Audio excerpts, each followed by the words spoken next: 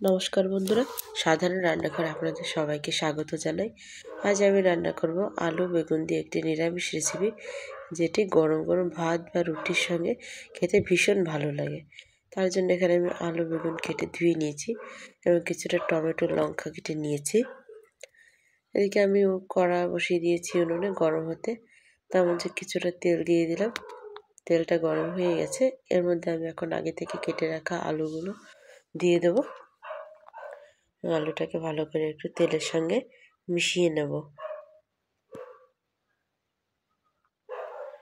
ভালো করে নেড়ে চেড়ে নিয়ে এখন আমি আলুর মধ্যে দিয়ে দেব একটুখানি হলুদ আর একটু লবণ।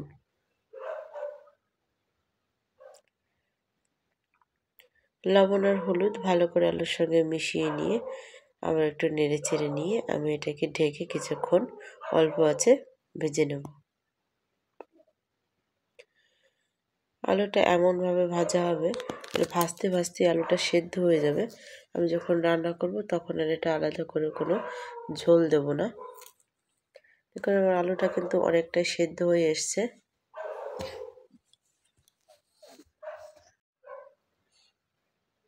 আমার আলুটা প্রায় ভাজা হয়েও এসেছে। আর কিছুক্ষণ ঢেকে ভেজে নেব।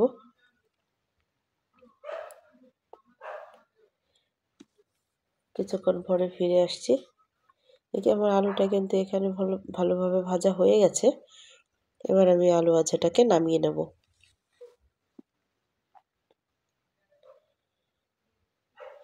আমি আলুগুলোকে নামিয়ে দিয়েছি। এই তেলের মধ্যে দিয়ে দেবো এখন কেটে রাখা বেগুনগুলো। সেগুলোকে আমি খুব সুন্দর করে ভেজে নেব।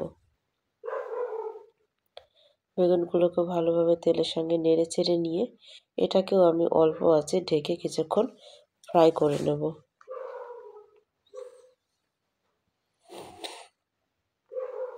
এটা কিন্তু অল্প জালে ভাজতে হবে। বেশি জাল দিলে বেগুনটা পুড়ে যাবে, কিন্তু সেদ্ধ হবে না। দেখুন বেগুনটা কিন্তু অনেকটা ফ্রাই হয়ে গেছে, খানিকটা নরমও হয়ে গেছে। আর একটু ফ্রাই করে নেব বেগুনটাকে। আর বেগুনটা কিন্তু এখানে ভাজা হয়ে গেছে, দেখুন কতটা নরম হয়ে গেছে।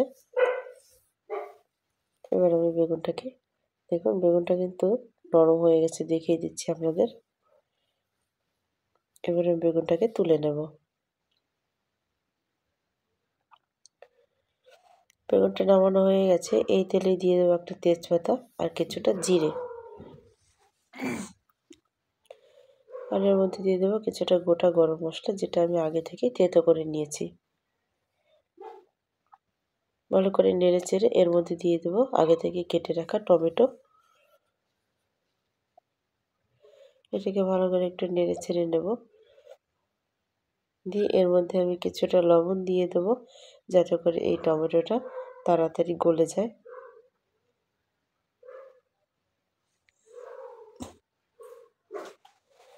টমেটো দিয়ে আমি নেড়ে চেড়ে দিয়ে এই টমেটোকে একটু ঢেকে কিছুক্ষণ কষে নেব।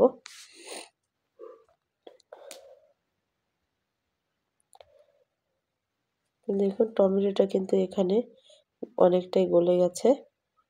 এবার এর মধ্যে দিয়ে দেব আগে থেকে চিড়ে রাখা কাঁচা লঙ্কা আর কিছুটা চালের গুঁড়ো। আর এর মধ্যে অল্প একটু জল দিয়ে আমি মশলাটাকে একটু কষিয়ে নেব।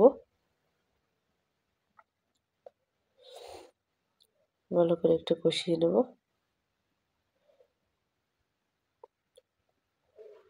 এর মধ্যে দিয়ে দেব হলুদ আর লবণ। আপনারা চাইলে এর মধ্যে আরও মশলা অ্যাড করতে পারেন, জিরের গুঁড়ো, ধনের গুঁড়ো। আমি দেবো না, অতটা রিচ আমি করব না, তাই আমি দিইনি। আপনারা আপনাদের পছন্দ মতো দিতে পারেন। আমি আর একটু জল দিয়ে দেবো এখানে।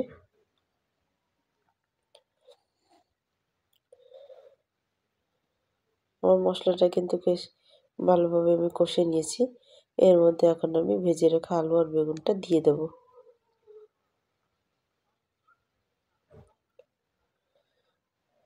ভালো করে মিশিয়ে নেব মশলাটার সঙ্গে এবং এটা খুব অল্প আঁচে রান্না করব। যেহেতু আমি জল দেব না, তাই অল্প আঁচে রান্না করে নেব।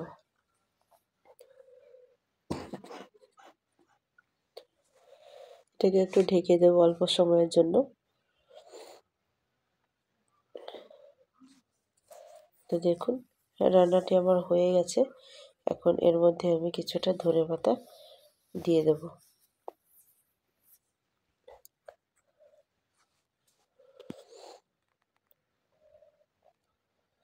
আপনাদের যদি আমার এই রান্নাটি ভালো লাগে আমার চ্যানেলটি সাবস্ক্রাইব করে দেবেন, শেয়ার করবেন এবং লাইক করবেন, কমেন্ট করবেন। দেখুন আমার রান্নাটি কিন্তু একদম তৈরি হয়ে গেছে। ভালো করে মিশিয়ে নিয়েছি, এবার এটাকে নামিয়ে নেব।